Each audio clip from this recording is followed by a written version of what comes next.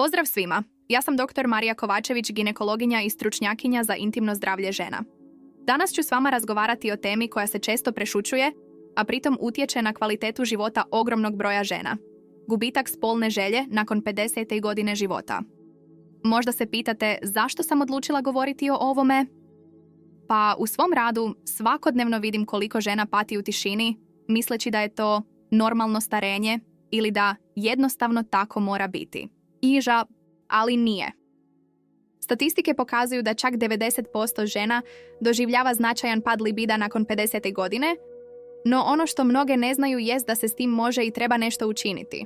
Možda i vas muči pitanje zašto više nemate želju kakvu ste imale ili se osjećate kao da ste izgubile dio sebe.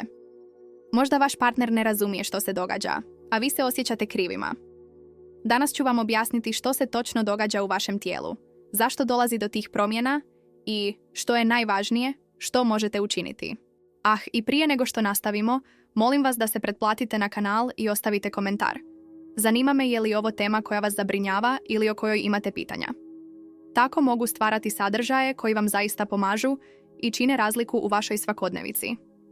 Kada žena ulazi u periodu oko 50. godine života, njezino tijelo prolazi kroz dramatične hormonalne promjene koje izravno utječu na spolnu želju. Ono što mnoge žene ne razumiju jest da libido nije samo u glavi. To je složen splet hormonalnih, fizičkih i psiholoških čimbenika koji rade zajedno. Nedavno je u moju ordinaciju došla Ana, 52-godišnja žena koja mi je kroz suze rekla: "Doktorice, osjećam se kao da sam izgubila sebe. Muž me još uvijek želi, ali ja jednostavno nemam tu želju. Osjećam se kao loša žena." Ana nije jedina. Svaki dan čujem slične priče. Prva stvar koju trebate razumjeti jest da estrogen, glavni ženski hormon, drastično opada tijekom perimenopauze i menopauze. Ovaj hormon nije odgovoran samo za reprodukciju. On igra ključnu ulogu u održavanju spolne želje. Kada se razina estrogena smanji, dolazi do niz promjena koje direktno utječu na libido. Najočiglednija promjena je suhoća rodnice. Estrogen pomaže održavati vlažnost i elastičnost vaginalnog tkiva. Kada se njegova razina smanji, stjenke rodnice postaju tanje, suše i manje elastične. Ovo stanje nazivamo vaginalna atrofija ili geniturinarna menopauza. Rezultat? Spolni odnosi mogu postati bolni ili neugodni, što prirodno dovodi do izbjegavanja intimnosti. No estrogen nije jedini krivac. Testosteron, koji žene također imaju u manjim količinama, također opada s godinama. Ovaj hormon je direktno povezan sa spolnom željom kod žena. Kada se razina testosterona smanji, želja za seksom prirodno opada. Još jedan važan faktor su promjene u protoku krvi prema genitalnom području. S godinama, krvne žile postaju manje elastične, a protok krvi prema klitorisu i vagini se smanjuje. To utječe na sposobnost uzbuđenja i dostizanja orgazma, što dodatno smanjuje zadovoljstvo i želju za seksualnim aktivnostima. Mnoge žene prave grešku misleći da se radi o nedostatku privlačnosti prema partneru ili da su prestare za seks. Druga česta greška je korištenje običnih lubrikanta iz apoteke i nadanje da će to riješiti problem. Dok lubrikanti mogu pomoći, oni ne adresiraju osnovni uzrok problema. Važno je prepoznati znakove upozorenja.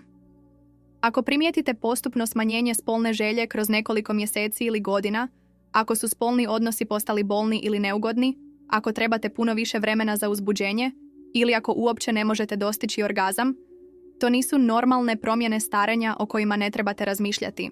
Također, obratite pozornost na suhoću rodnice koja se pojavljuje i izvan seksualnih aktivnosti. Svrbež, peckanje ili nelagoda tijekom svakodnevnih aktivnosti poput sjedenja ili hodanja mogu biti znakovi vaginalne atrofije. Jedan od najvažnijih znakova upozorenja je kad se seks iz nečeg ugodnog i željenog pretvori u obvezu ili nešto što izbjegavate. Ako se uhvatite da tražite izgovore ili se nadajete da će partner zaboraviti na intimnost, to je jasni signal da trebate potražiti pomoć. Zapamtite, vaša spolna želja i zadovoljstvo važni su u svakoj životnoj dobi. Ne dozvoljavajte da vas netko uvjeri da je normalno jednostavno se pomiriti s gubitkom libida. Postoje rješenja, a vi zaslužujete kvalitetan i ispunjen seksualni život bez obzira na godine. Da bismo razumjeli zašto se gubitak libida događa kod gotovo svih žena nakon 50. godine, moramo se dublje pozabaviti hormonalnim promjenama i njihovim utjecajem na naše tijelo i um. Perimenopauza, koja obično počinje u ranim 40-ima, vrijeme je kad jajnici postupno smanjuju proizvodnju hormona. Ovaj proces može potrajati i do 10 godina prije potpune menopauze. Tijekom tog vremena, razine estrogena i progesterona nepredvidivo se mijenjaju.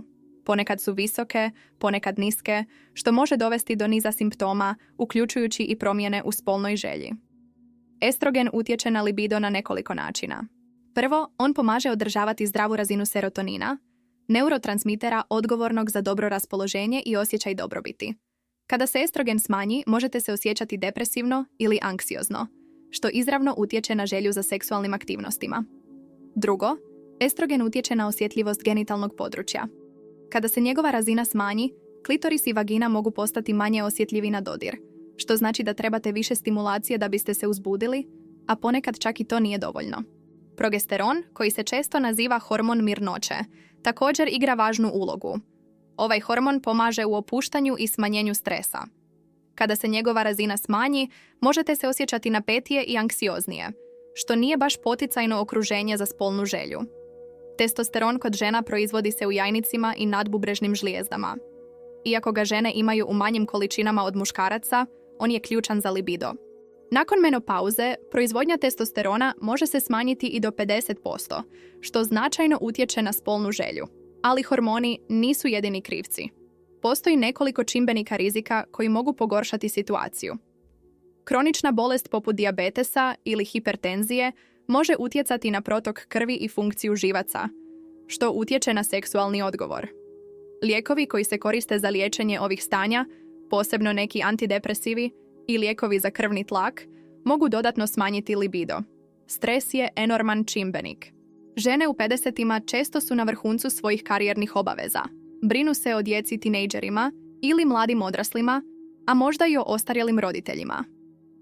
Kronični stres povišuje kortizol, hormon koji može potiskivati proizvodnju spolnih hormona. Nedostatak sna, koji je čest u ovoj životnoj dobi zbog valova vrućine i noćnog znojenja, također utječe na hormonalnu ravnotežu. Nedostaje li vam sna, vaše tijelo neće imati energije ni za što, a kamoli za seks. Promjene u slici o sebi također igraju ulogu. Mnoge žene u ovoj dobi prolaze kroz promjene u tjelesnom izgledu, povećanje tjelesne težine, promjene u distribuciji masti, opuštanje kože. Ove promjene mogu utjecati na samopouzdanje i osjećaj privlačnosti. Partnerski odnos također utječe na libido. Možda se i vaš partner suočava s vlastitim problemima, erektilnom disfunkcijom, nedostatkom energije ili zdravstvenim problemima. Loša komunikacija ili dugogodišnja rutina mogu dodatno smanjiti spolnu želju. Postoji nekoliko mitova koji sprječavaju žene da potraže pomoć. Mit broj 1, to je prirodno starenje.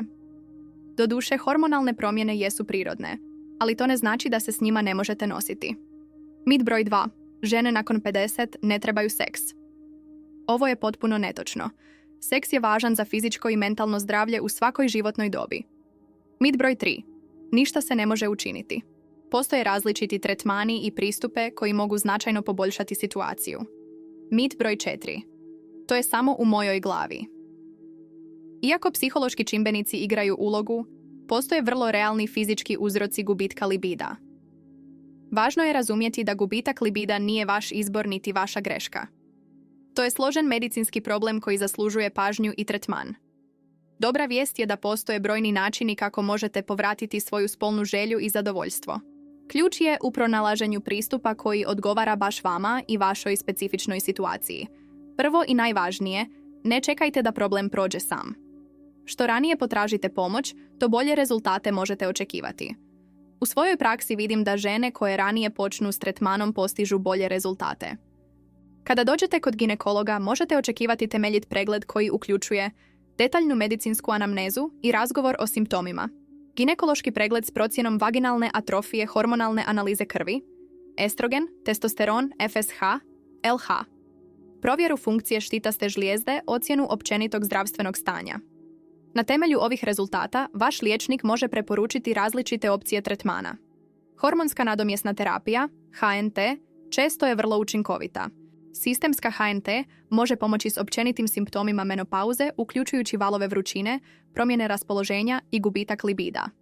Za žene koje se fokusiraju prvenstveno na vaginalnu suhoću, lokalna estrogenska terapija, kreme, tablete ili prstenovi može biti odličano rješenje s minimalnim sistemskim učincima. Testosteronska terapija također može biti korisna, osobito za žene s vrlo niskim razinama testosterona. Ova terapija mora se pažljivo nadzirati jer može imati nuspojave.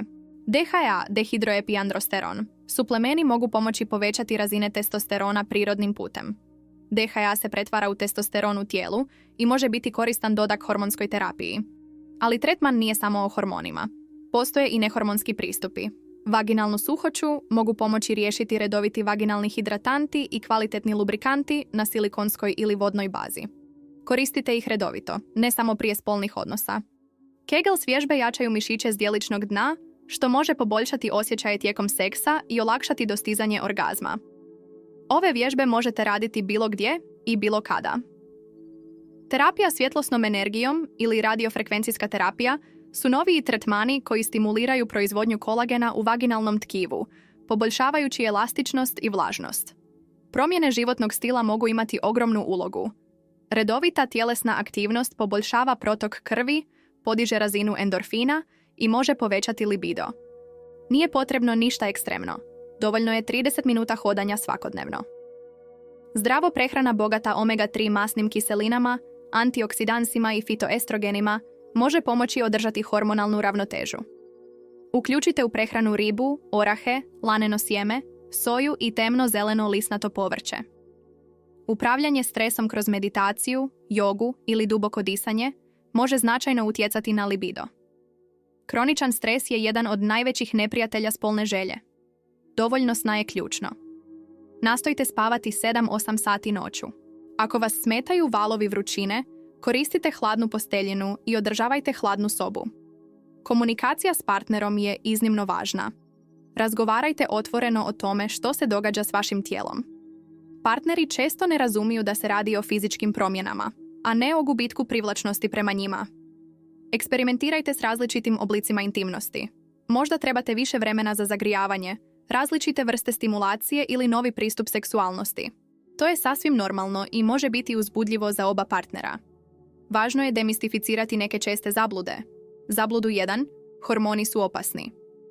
Moderna hormonska terapija, kada se koristi odgovarajuće i pod nadzorom liječnika, može biti vrlo sigurna za većinu žena. Zabludu 2. Trebam podnijeti bolne odnose. Apsolutno ne. Seks ne smije boli. Ako boli, to je znak da trebate tretman. Zabludu 3. Prestar sam za to. Brojne studije pokazuju da žene mogu imati zadovoljavajući seksualni život. I u 70-ima i 80-ima. Ključ uspjeha je individualizirani pristup.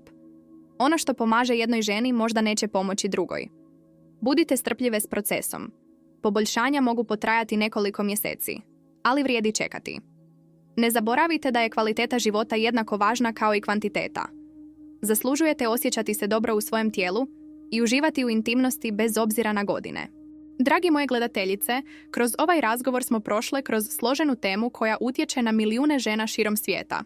Želim da zapamtite nekoliko ključnih stvari. Prvo, gubitak libida nakon 50 godine nije vaša krivnja, niti se s tim morate pomiriti. To je medicinski problem koji ima uzroke i, što je važnije, ima rješenja. Drugo, vaša spolna želja i zadovoljstvo važni su u svakoj životnoj dobi. Ne dozvolite nikome da vam kaže suprotno. Treće, postoje brojni tretmani i pristupi koji mogu pomoći, od hormonskih terapija do promjena životnog stila. Ključ je pronaći ono što funkcionira baš za vas. Četvrto, ne budite srame potražiti pomoć. Razgovor s ginekologom o ovim problemima je potpuno normalan i potreban dio skrbi za vaše zdravlje. I konačno, zapamtite da niste same. Ova tema dotaknut će gotovo svaku ženu, a otvoreni razgovor i podrška mogu učiniti ogromnu razliku. Ako je ovaj sadržaj bio koristan za vas, molim vas da se pretplatite na kanal, ostavite komentar o vašem iskustvu ili pitanjima i podijelite video s prijateljicama i obitelji. Skrb za intimno zdravlje je skrb za sebe. Zapamtite, kvalitetan,